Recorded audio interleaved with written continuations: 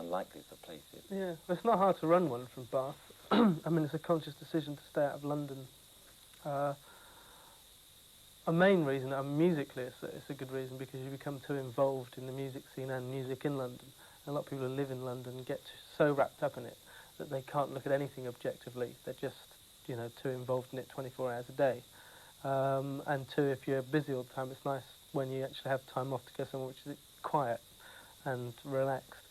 So there can only be advantages, or have been for us, working in Bath, I think. I've been sort of strumming the guitar and writing songs since the age of 9, so it's like something I've always done. But when you reach about 13, some boys' voices break, right? And if you're a bit unlucky, yours doesn't. And what happened was, I heard Kurt singing along to a record in his bedroom, and his voice had broken, and it just sounded a lot better than mine. Yeah. And that's when it started, really. He just started singing for a group I was with. Since then, Roland's voice broke about a month ago now. I'm out of a job. Did you, how much work did you put in preparing it? I mean, was it very difficult to break through and get a recording contract? Well, we were with several groups, and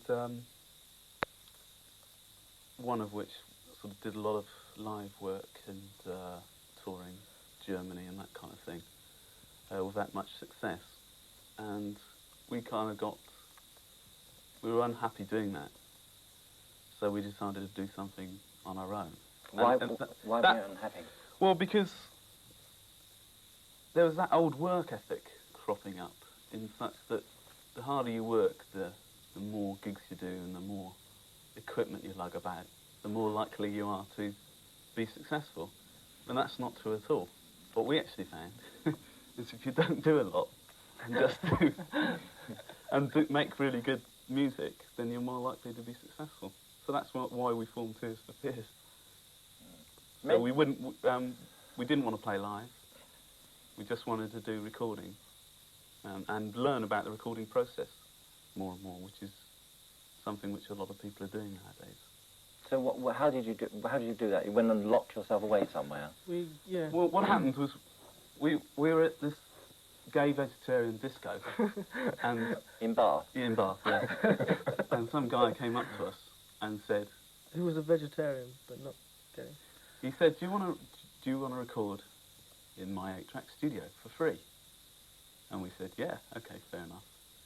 And we demoed one song first of all, which was called Pale Shelter. And we only had 2 songs, Suffer the Children and Pale Shelter, when we approached Phonogram. And they heard the 2 songs and signed us pretty much straight away. And why Tears for Fears? How did that come about, Kurt? Well, it's sort of a long explanation away. I'll try to sort of condense it in some way. I was reading a book, and there's a chapter on children's nightmares. It's going to sound really heavy now. And all it was putting forward was the fact that children, it's a theory that maybe children dream up monsters in their sleep. You know how children have nightmares and are scared of monsters. And the reason that they actually do invent the monsters is because they can't admit to themselves who they're really scared of. Which is the first stage of it. Then they went on to say that it was really bad that children aren't allowed to be themselves, aren't allowed to cry when they want to. I mean, a lot of, certainly the Victorian attitude in families today is, don't cry, it's bad, especially if you're a boy, you shouldn't be crying, shut up, you know, don't want to hear it. So for a start, they've got to repress that, they're not allowed to cry or whatever. And to cut a long story short, it was like a Tears as a replacement for Fears was what it was saying. I mean, it went into it in a lot more depth, but I mean, it would take too long to explain. So that's how it came about. I think we've got the gist of it. And how do you cope with the pressures that always seem to be on people in the pop world? How do you cope with them? We don't. Well, no, we don't. You don't? Well, you can't. I mean, you just go on, and I suppose I don't know. There's no really answer to coping to them. I mean, it just becomes a headache in the end. Like at the moment, it's the wrong time to talk about it because we're not coping very well at the moment. Aren't in the you? process of a single that, say, we loved and maybe the record company didn't, or whatever. It's just sometimes you get into disagreements, which is all part of the business, you know. I mean, it's bound to happen in the future and has done in the past, but it affects you for the time, you know. Does it knock your confidence when that happens, Roland, about your material? Yeah, quite honestly.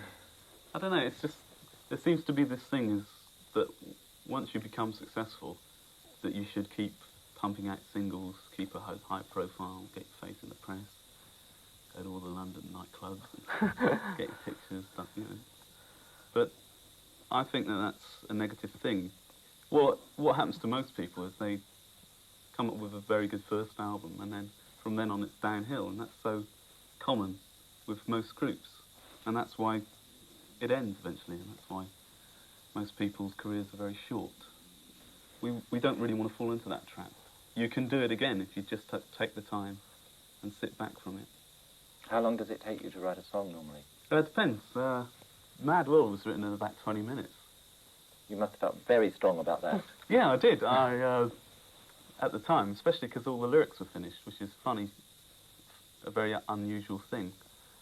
Normally lyrics take the longest. My biggest shock was Pale Shelter not being a hit. First time. Yeah, definitely. I mean, I was so confident in myself that was a natural hit record that was probably my biggest disappointment as far as our musical career goes, because at that time, and up until Mad World, I just thought, oh, maybe I'm wrong. I mean, once you start losing faith in yourself, your own decisions and taste, but then it was a hit second time round. I mean, it just, you know, there were various reasons.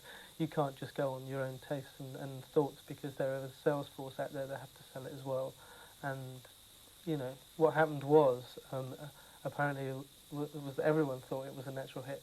So consequently, people didn't think they had to work too hard on it because it was so good that it would just be a hit record. And that's probably one of the reasons why Mad World was a hit, because they were so annoyed with themselves for not making that one a hit, not working on it too hard, that they really worked on Mad World to make it a hit record, to make up for it. So, yeah, that was a disappointment when Pale Shelter wasn't a hit. What did you especially like about Pale Shelter? The song, it's probably, I mean, so far it's the best song we've released. As a song, it just is, well, I mean, it's a great song, melody-wise, and the arrangement of it is perfect. How important is money to you, Roland? Money? Who needs money? It's important in such that because I come from a council estate and all those things, it's important for me to rise above that, because I don't know, it's just we never ever wanted to be working class heroes or anything like that, to be honest with you. So yeah, it's quite important. It's important to me. No, when you say you want to rise above it, you mean get away from it? Yeah, because I wasn't brought up in a very nice place, and I wasn't happy to stay there. And you really can only get away from that with money, really. And now you've got to the other side. Is it as green as you imagined? It's just another place, that's all. Is it any better? It's less violent, it's more peaceful, yeah. This is sort of how you judge better, isn't it? Really? Yes. How important I is mean, money to you? Well, it's, I mean, I like to live comfortably, put it that way.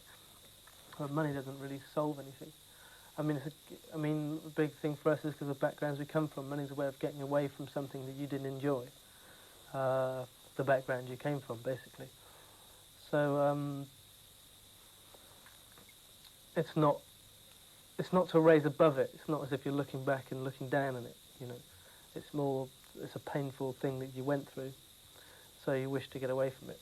When you're up there on stage, is that in any way a compensation for the love you hadn't had earlier? No, not really. Do you feel love, though, coming from the audience? What do you feel? I don't know, it's no real mystical experience, I've got to be honest with you. I don't feel suddenly full of adrenaline and, hey, wow, look at me kind of thing at all. It's just another place. Really. How do you feel, Kurt? Do you feel any... Is it an emotional Yeah, experience for you? some nights it's great. I mean, you do get going and the audience are really brilliant as well. But I always come off stage with the impression that you'll always still struggle for more. Whatever, they can love you to the floor because of the way you feel. They can never give you what you want.